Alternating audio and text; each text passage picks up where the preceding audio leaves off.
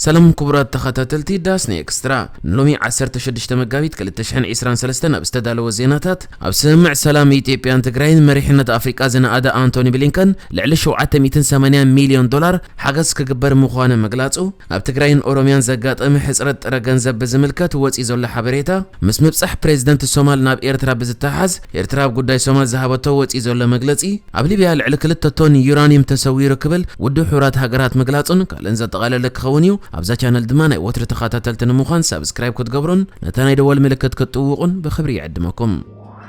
صحفي قدايات وصاي حبرات منقستات امريكا انتوني بلينكن بحبرت افريقيا زمرح سمع سلام منقست ايثيوبيان حوحاتن حداك اب اقداسنت مريحنت افريقيا زرغاغصه حيال مسكر يكبل نادو كم زغلصه اغلغو زينا ايثيوبيا قاليحو بلينكن نزغلصه ابتناي كلته معلت عدوتو اب ايثيوبيا بزهبو غازيطاو مغلصيو حداك ابتي اقداسنت مريحنت افريقيا زرأي حيال مسكرنت اب سميناوي ايثيوبيا نزربر قچت نمفتح بخلت حدار كلته شحن 22 استغبر سمع مقراس تصابوتات يلو اتسمع سلام هيوت بزحات نمدحان ابي ايثيوبيا سلام نمدنفعن ازي وساني كبل دمان ايدو تصحفي مس قداي منستر ابي احمد دحر زكايد ركب ابزوص مغلصي تغبار نايتي ابريتوريا نايروبي استفرمه قوامي سمع مقراس تصابوتات عبغسغاسه اريو مهلاو تقيسو سبعو دغف بزي قدب كاتو مخالون مسرتاوين اغلغلوتات نابنور مملاسومن مرئا نايتي غسغاسي زبل انتوني بلينكن هقرو نتي ابي ايثيوبيا تخسيت زول درق نمقلال دغفا كم تقصل ارغاغيسو بزي مسرت انتوني بلينكن منقست امريكا نتم بسنك قچت درقن سئنات مغبن استمزابلو سبات قطتا ودغفن مقرب زحجز 331 مليون دولار سباو حجز نيثيوبيا كم زوهب افليط قبل فانا برودكاستين صبصيبولا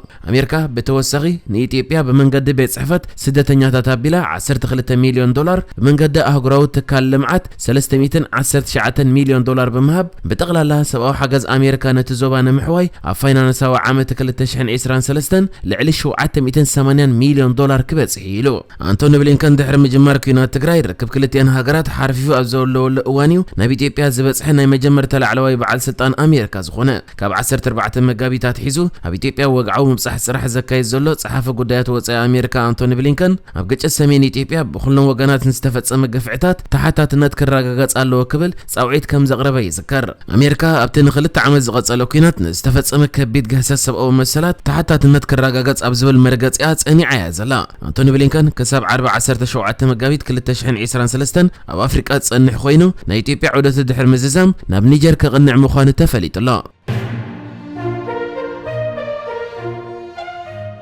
ابز حلفه كلت عامتات ابي ايثيوبيا دحر استخيد كينات بسلامو مقد مفتح وعل سلام دحر مفرمو بفلاي اب تግራይ ሙሉ በሙሉ ተቋሪጹ ዝነበረ አገልግሎት ባንክ በውስን ደረጃ ጀሚሩ ላብ ዘለዋን እተን ስራሕ ጀሚረን ዝነበረ ባንክታት በሰንከ ሕጽረት ጥረ ገንዘብ አገልግሎት ይህባ ከምዘ የለዋ ነበርተ ተከልልን ሰራሕተኛታት ባንክን ገሊጾም ካብ ትግራይ ወጻኢውን ምስ ምንቅስቃስ ዕጡቃት ተኣሳሲሩ ጸገም ጸጥታ ኣብ ዘለዎ ምዕራብ ኦሮሚያውን ገለ ባንክታት ካብ አገልግሎት ወጻኢ ኮይኑ ከም ዘሎ ተገሊጹ በተወሰኺ ኣብ ክልተ ከባቢታት ዝተወሰነ ጨናፍር ባንክ ንግድ ኢትዮጵያ ዓማዊለን ኣብዝህቦም መጠን ጥረ ገንዘብ ገደብ ኣንቢራን ኣለዋ በዚ ምኽንያት ከዓ ከቢድ ጸገም የጋጥሞም ከም ዘሎ ኣብ ትግራይን ጸገም ጸጥታ ኣብ ዘለዎም ገለ ከባቢታት ምዕራብ ኦሮሚያን ዝነብሩ ሰባት ገሊጾም ገለ ነበርቲ ትግራይ ንማዕከን ዜና ቢቢሲ ኣብ ዝሃብዎ ምስክርነት ድሕሪ ውዕል ሰላም ባንክ ንግዲ ኢትዮጵያን ካልኦት ውልቀ ባንክታትን ኣገልግሎት መሃብ ጀሚረን ነይረን ኣብዚ እዋን ግና ዳርጋ ሙሉ በሙሉ ካብ ኣገልግሎት ወጻኢየን ኮይነን ዘለዋ ቅድሚ ሕጂ ኣብ መዓልቲ ክሳብ 10,000 ብር ምውጻእ ይከኣል ነይሩ ድሕሪኡ ሕጽረት ጥረ ገንዘብ ኣጋጢሙ ብዝብል ናብ 2,000 ብር ቀኒሶሞ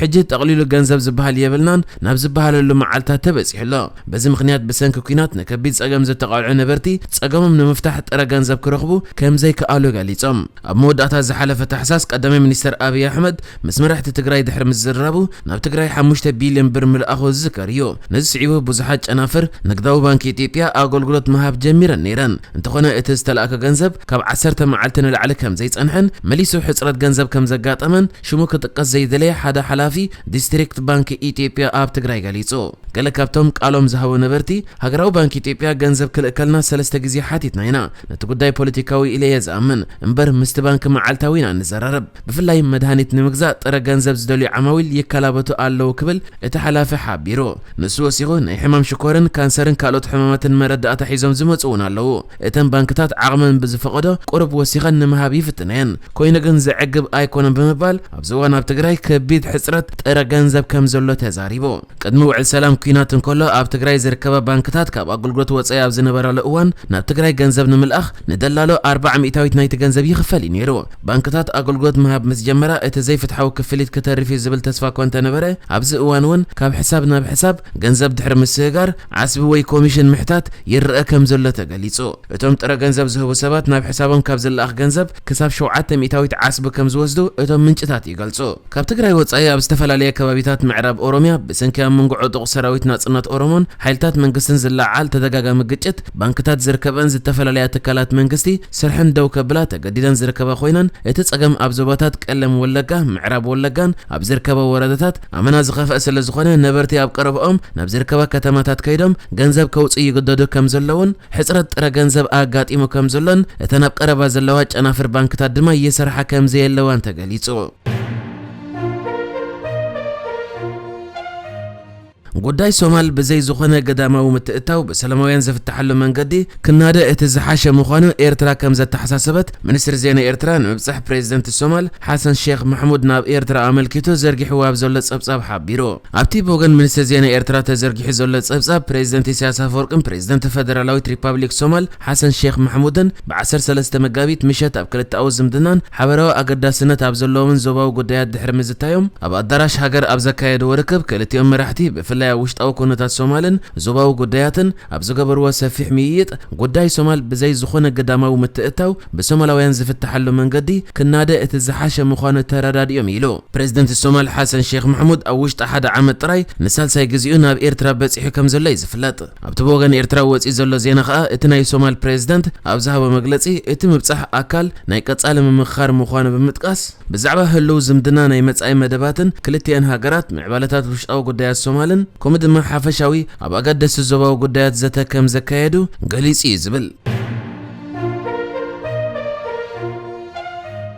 ኣብ ሊብያ ክልተ ቶንን ፈረቓን ዝኸውን ዩራኒየም ከም ዝተሰወረ ትካል መቆጸር ኣቶማዊ ጸዓት ውድብ ሃገራት ኣፍሊጡ እቲ ዓለም ለኻዊ ትካል ኣቶሚካዊ ጸዓት ነቲ መጠንቀቕታ ዘውፅአ መርመርቱ ኣብ ፈለማ ናይ ሰሙን ናብቲ ሃገር ድሕሪ ምብጽሖም እዩ እቶም መርመርቲ መዓድን ዩራኒየም ዝሓዙ 10 በራሚል ክረኽቡ ከም ዘይከኣሉ እቲ ትካል ሓቢሩ እቲ ዩራኒየም ራድዮሎጂካዊ ሓደጋን ኒኩሌራዊ ስግኣት ጽእታን ክፈጥር ከም ዝኽእል ይግለጽ ዓለም ለኻዊ ትካል ኣቶሚካዊ ጸዓት ኣብ ዘውፅኦ መግለጺ እቲ ኒኩሌራዊ ንዋት ብኸመይ ከም ዝተወስደን ኣበይ ከም ዝርከብን ጻር ምዃኑ ሓቢሩሎ እቲ ዩራኒየም መዓዝ ከም ዝጠፍአ ግና ዛጊት ኣይተነጸረን ተቆጻጸርቲ ኣብ ዝሓለፈ ዓመት ናብቲ ቦታ ክበጽሑ ከም ዝደለዩ ተገሊጹ እኳ እንተነበረ ብሰንኪቲ ኣብ መንጎ ሚሊሻታት ሊብያ ዝነበረ ኩናት ናብ ሕጂ ተሰጋጊሩ ጸኒሑ እቲ ዩራኒየም ተኸዚኑሉ ዝነበረ ከባቢ መንግስቲ ዝቆጻጸሮ ከም ዘይነበረ ዓለም ለኻዊ ትካል ኣቶሚካዊ ጸዓት ኣብቲ መግለጺ ሓቢሩ ኣብ ሊብያ ስርዓት ኮሎኔል ሙዓመር አልቀዛፊ ኣብ 2011 ካብ ስልጣን ድሕሪ ምእላዩ እቲ ሃገር ኣብ መንጎ ፖለቲካውን ወተሃደራውን ተቐናቐንቲ ሓይልታት ኣብ ዝካየድ ኩናት ሓድሕድያ ተሸይማ ዘላ